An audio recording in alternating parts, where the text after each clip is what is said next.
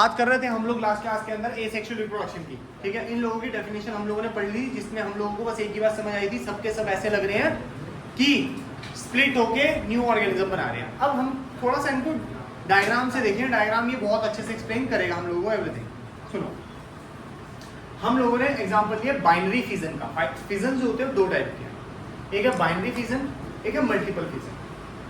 जो बाइनरी का मतलब होता है टू में जब डिवाइड होता है कोई चीज, फिजन का मतलब डिवाइड होना, बाइनरी मतलब टू में। जब चीज किसी दो चीजों में डिवाइड हो, लाइक अमीबा अकेला है, यहाँ पे पेरेंट अमीबा है। जैसे ही थोड़ा समय रुकते हैं तो उसकी जो न्यूक्लियस होती है एलोंगेटेड होनी शुरू हो जाती है, ठीक है। नेक्स्ट स्टेप में हम लोग देखते हैं डिवीजन ऑफ न्यूक्लियस डिवाइड हो गया। उसके नेक्स्ट स्टेप में देखते हैं कि साइटोप्लाज्म जो था वही डिवाइड हो गया, और उसके नेक्स्ट स्टेप में दो डॉटर सेल बन गए। क्लियर है टिल नाउ, ठीक है। इसके नीचे की जो इन्फॉर्मेशन है वो भी आपको पता होनी चाहिए, लिखनी है, बहुत मुश्किल नहीं है। जो मैंने आसान लैंग्वेज में आपको बताई है वही लिखी भी हुई है, कोई न्यू एकदम लेटेस्ट कुछ नहीं है इसके अंदर, ठीक है। साइंटिफिक भी बहुत ज़्यादा कुछ नहीं लिखा मैंने इसका। अगला एग्जाम्पल आता है प्लाज्मोडियम का। प्लाज्मोडियम जो होता है वो बाइनरी फिजन नहीं करता, वो करता है मल्टीपल फिजन। मतलब कि एक ऑर्गेनिज्म के अंदर से मल्टीप्लाई होकर चीज़ें निकलने वाली हैं, ठीक है। इसके एग्जाम्पल प्लाज्मोडियम है, और प्लाज्मोडियम ऐसा सा दिखता है, ठीक है। एक सेल होता है प्लाज्मोडियम, खुद अकेला है, लेकिन जब वो रिप्रोड्यूस करता है उसकी बॉडी के अंदर खुद के अंदर ही मल्टीपल सेल बन जाते हैं, और थोड़ा समय रुकने के बाद उसका जो सिस्ट है, उसका जो प्लाज्मा मेम्ब्रेन आप लोग जिसे समझते थे वो ब्रेक डाउन होता है, जिसे हम बोलते हैं सिस्ट। वो ब्रेक होगा और सारे के सारे जो डॉटर सेल होंगे बाहर निकल आएंगे। क्लियर। अब इसका बेस्ट एग्जाम्पल आप लोगों को बताया जाए तो आपने मलेरिया का नाम सुना होगा, ठीक है। आपने सुना है मलेरिया मच्छर से होता है। मच्छर जो है, मॉस्किटोज जो है, that is only the carrier. वो बीमारी को उठा के कहीं से लेके आया है, दैट्स इट। उसके अंदर बीमारी कुछ समय के लिए होती है, वो किसी और जगह से उठा के लाता है, आई बात समझ। लेकिन जो एक्चुअल में जो मलेरिया फैलाते हैं ये वो है, ठीक है।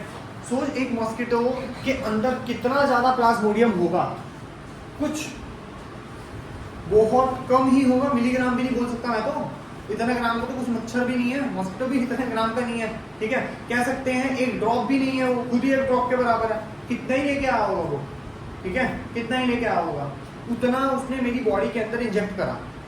एक्चुअली उस बेचारे ने जानबूझ के कुछ नहीं किया।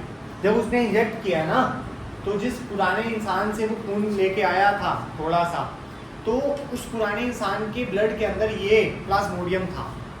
अब उसने जब मेरा ब्लड सक किया तो मेरी बॉडी के अंदर भी क्या आ गया, प्लाज्मोडियम, जिसकी वजह से प्लाज्मोडियम जो देख रहे कैसे मल्टीप्लाई कर रहा है। एक दो नहीं हो रहे इसमें, अमीबा की तरह नहीं है एक है दो है तीन है, नहीं, कैसे हो रहे हैं, मल्टीप्लाई, ठीक है। और मलेरिया किसी को हो जाता है, डॉक्टर के पास हम लोग फर्स्ट डे जाते हैं, डॉक्टर कहता है फर्स्ट डे सिम्टम देखता है मलेरिया के, दवाई देनी शुरू कर देता है, लेकिन कहता है कल या परसों टेस्ट करवा लेना। डॉक्टर आज करवा लेते हैं ना, वो कहता है आज का कोई फायदा नहीं है, कल या परसों करवाना।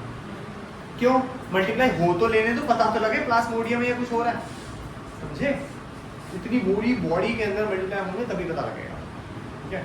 वैसे ही उसको सिम्टम में समझ आया था, डॉक्टर है वो, ठीक है ना, उसको समझ आया था, आपको उस मलेरिया के लिए स्पेसिफिक जो दवाई चाहिए होती है वो दे भी देता। इवन दो चेक करना चाहता है कि मैंने परफेक्ट दवाई दी है या नहीं, वो 2 दिन बाद आपको चेकिंग के लिए भेजता है। सिस्ट, हाँ उसे सिस्ट बोलते हैं, जो वॉल ब्रेक है उसे सिस्ट बोलते हैं, इसलिए सिस्ट ब्रेक्स है, ठीक है। यहाँ पे अंदर ज़्यादा थे, यहाँ पे भी ज़्यादा बनाने थे, मैंने थोड़ी कंजूसी करी है, ठीक है ना, बना देते हैं, ऐसा कुछ नहीं बोलो सर अंदर खत्म हो गए क्या कहीं, ठीक है, ऐसा नहीं है, बहुत सारे निकले हैं बाहर। तो ये प्लाज्मोडियम मल्टीपल फिजन जैसे समझ आए कुछ, ठीक है। Amoeba is not the only example for binary fission, इसके अलावा और भी 2-3 एग्जाम्पल आपकी बुक के अंदर दे रखे हैं, ठीक है। जैसे कि अगर तू बुक खोले तो उसके अंदर एक है सीलिएटेड वाला, देखा तूने कभी, पैरामीशियम नहीं देखा, पैरामीशियम दिखाता हूँ, ये देखिए, ये है पैरामीशियम, ब्लू कलर का दिख रहा है, दिस इज पैरामीशियम। उसके साथ देखो लिशमेनिया है, ये दोनों एग्जाम्पल है किसके, बाइनरी फिजन के। Is it clear till now? इधर भी देख लेना, डन।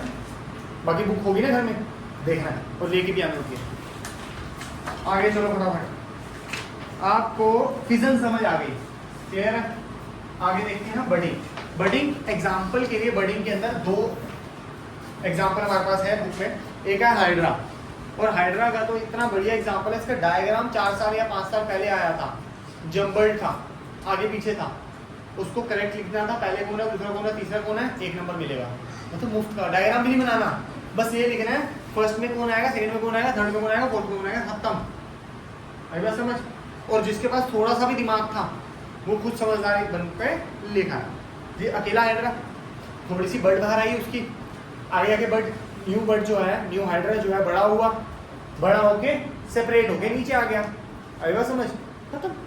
बर्डिंग समझते हो, छोटी सी बर्ड निकलना, that is what we call the बर्डिंग।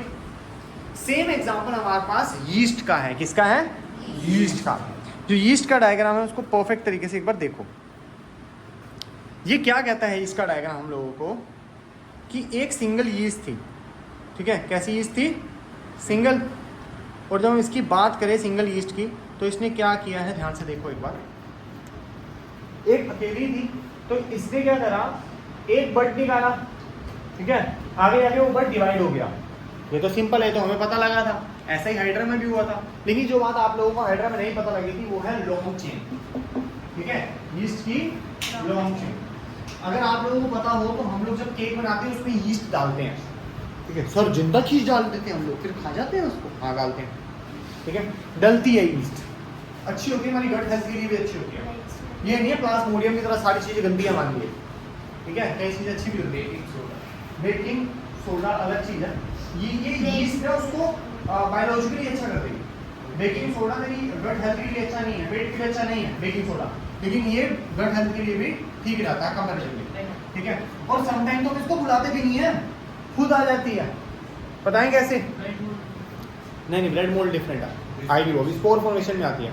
जैसे कि अगर कभी घर पे मम्मी ने एफर्ट करा हो भटूरे बनाने के, वैसे कहाँ 50-60 रुपये 100 रुपये के मिल जाते हैं, आ जाते हैं, क्यों परेशान होगा, लेकिन वो अच्छे नहीं होते ना। कई मम्मियाँ इस बात को जानती हैं, ठीक है। तो मम्मी के एफर्ट से होता क्या, ध्यान से सुनना, एक रात पहले आटा गूंदा जाता है, अरे खराब नहीं हो जाएगा, हाँ उसको खराब करना है, फिर उसको बाहर छोड़ दिया जाता है ओवरनाइट, अगले दिन फिर उसकी पूड़ियाँ बनती हैं without baking soda, without baking powder, समझा। उसमें क्या होता है, जब एनारोबिक रेस्पिरेशन होता है तो यीस्ट की एनारोबिक रेस्पिरेशन याद है, ठीक है, तो उसकी वजह से वो जो आटा हमने इतना सा रखा वो फूल की तरह होता है, ठीक है। फिर उसके बढ़िया तरीके से हम लोग भटूरे बना के घर के अंदर अगर बनाए, जो बाजार वाले हैं वो तो बेकिंग सोडा वोडा डाल के अंदर, ठीक है ना, उनकी अलग बात है, उनकी बात हम करने की बात है। अब ये करता क्या है, यीस्ट अकेला था, उसका एक बर्ड निकला, एक बर्ड के ऊपर एक और बर्ड, एक बर्ड के ऊपर एक और बर्ड। इसको नहीं समझ आया, एग्जांपल देता हूं, बड़ा मस्त एग्जांपल है एकदम इनवैलिड, ऐसा हो नहीं सकता, लेकिन मस्त बड़ा है, ठीक है, समझ बड़ा आएगा, मजा बड़ा आएगा। इट्स जस्ट लाइक एक फीमेल प्रेग्नेंट है, ठीक है, और उसके मतलब जो यूट्रस के अंदर बेबी है वो फीमेल है, और वो फीमेल भी प्रेग्नेंट है। बोला ना इलॉजिकल है, बोला ना इलॉजिकल है, लेकिन ये ऐसा ही है, समझ ना। ये पेरेंट है, एक बर्ड निकला, बर्ड के ऊपर बर्ड, बर्ड के ऊपर बर्ड, बर्ड के ऊपर बर्ड। मैंने तो खाली 2 कहानी बताई है, लेकिन वो इलॉजिकल है, ह्यूमंस के अंदर ऐसा नहीं हो सकता। हाँ, यीस्ट के अंदर हो सकता है, ह्यूमन के अंदर ये इनवैलिड है, क्योंकि जो फीमेल, जो प्रेग्नेंट फीमेल है उसकी बेबी जो है, फीमेल बेबी है, उसके जो एग्स हैं अभी फर्टाइल ही नहीं हो सकते। फर्टाइल छोड़, वो एक्टिव ही नहीं है, समझे, एग्स हैं but they are not active at this time, तो वो कभी फर्टाइल नहीं हो सकते, ठीक है, वो प्रेग्नेंट नहीं हो सकती वो बेबी, ठीक है ना। उसको बाहर आने के बाद भी शायद 10-12 साल लगेंगे, 10 साल स्टार्टिंग एज है बच्चा, 10 साल। 10 साल में प्यूबर्टी हिट करेगी, एडोलसेंस में जाएगी, फिर जाके जहाँ एडल्टहुड में स्टार्ट होगी, उसके बाद हम एक्सपेक्ट करते हैं, समझा। तो एडल्ट कैसी बातें कर रहा है, इलीगल बातें हैं ये सब, इलीगल बातें हैं, ये रहता है बेटा, इसको ज़्यादा पता